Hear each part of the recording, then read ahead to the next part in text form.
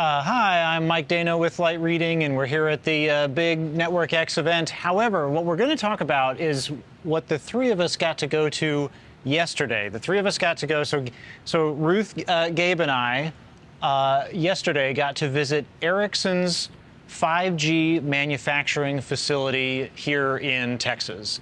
It's kind of out in the middle of nowhere, but it's a huge manufacturing facility, and that is where Ericsson makes pretty much all of its 5G equipment for the U.S. market. They make millimeter wave radios there, they make mid-band radio, they make massive MIMO radios at this facility, they make some of the baseband equipment there. Ericsson had an open house event for that manufacturing facility. We got to hear from some top Ericsson executives about what they had to say about the U.S. market and the manufacturing efforts. We got to hear from some U.S. government officials about how what their views are in terms of 5G manufacturing here in the U.S.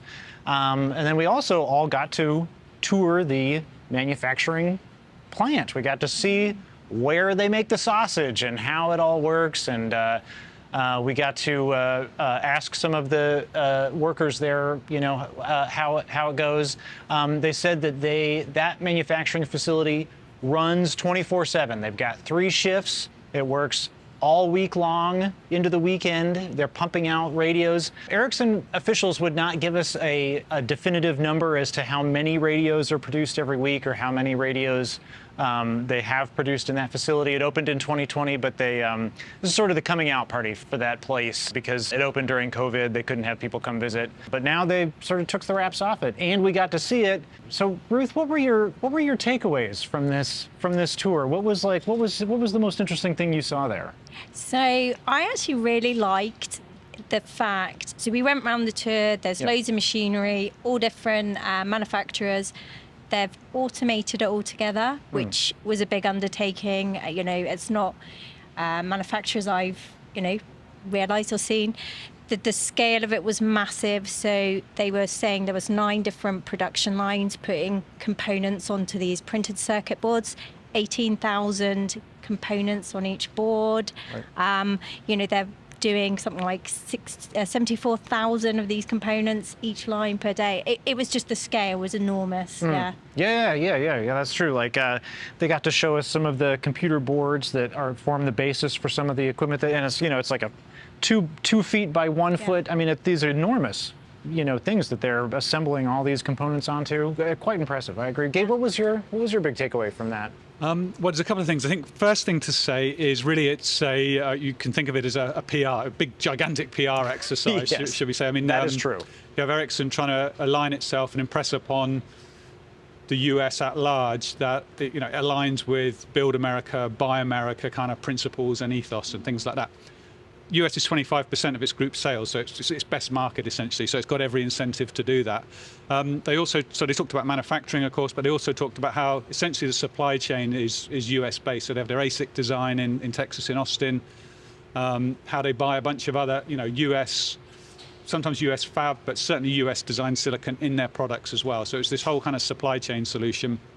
It was a PR exercise. I think the thing about it, though, is it's one of these kind of rare cases where it was great PR because it was unalloyed good story, right? There wasn't anything wrong with it. It was great PR because it was true, and it kind of it tells a great story for them. It makes them look good. It's a real strength they have.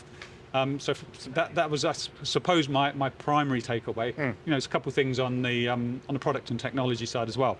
Yeah, and it's true. I mean, Ericsson has a major market share here in the U.S. They're now the sole supplier to AT&T. They're a supplier to Verizon. They're a supplier to T-Mobile.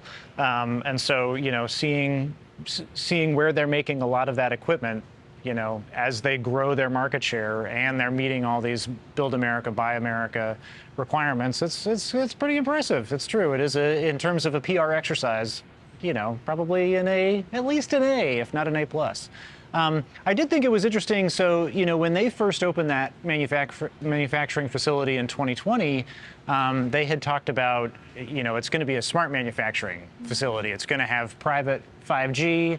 Everything's going to be automated. That wasn't quite what we saw. Yes, they did have a millimeter wave private network in there and they did have some robots that were riding around, carrying things around the manufacturing floor. But I think that many Ericsson officials had acknowledged that there were some things that were connected, but it really didn't meet that ideal that we've heard about a completely wireless manufacturing floor where everything is connected to 5G. It was not that.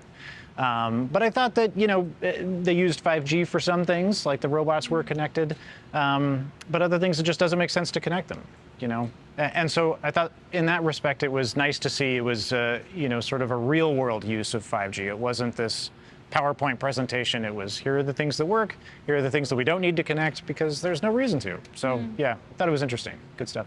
Any final takeaways? I think you're right. So a lot of the machines were connected by Ethernet, Yeah. And they're talking about the massive data that they need to use that for. But I thought the other interesting point was they were talking about the factory as if it's this test bed, proof of concept environment. So they're trying different radios out, they're integrating stuff. And that's quite different to the normal factory environment, which is normally you build it once, you fully automate, and it's static, and it stays like that, and it works. Yeah, So that was a yeah, good takeaway. point.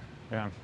Anything else, Gabe? Well, I think we should also say the manufacturing facility is a competitive advantage for Ericsson in that sense. And one of the things you're talking about, how they've integrated the whole production line from different vendors and so forth. Yeah, it's not all 5G connected because they've got, I think the point they made quite well is these, as Ruth said, these 18,000 components on a board. They're two-sided boards, so you've got a full massive MIMO 6432 TR system on a single board. Well, there was no manufacturing contract manufacturer that could deliver that level of number of components and integration and so forth. So I think we have to kind of cut some slack there. Like the fact that they've done it at all is a competitive advantage. And then the fellows showing us around, they did make the point that over time they're experimenting with millimeter wave. They've got C-band coming in, this and that. So it's kind of I think in the end it was the big gear is wired Ethernet, right? But it was I think it was a really good tour. Yeah, for sure. It was somewhat, you're right, somewhat a work in progress, but certainly very impressive as to the scale, the commitment, and it reflects in the deals that Ericsson's won. Yeah. Okay. Anything else? Good. All right.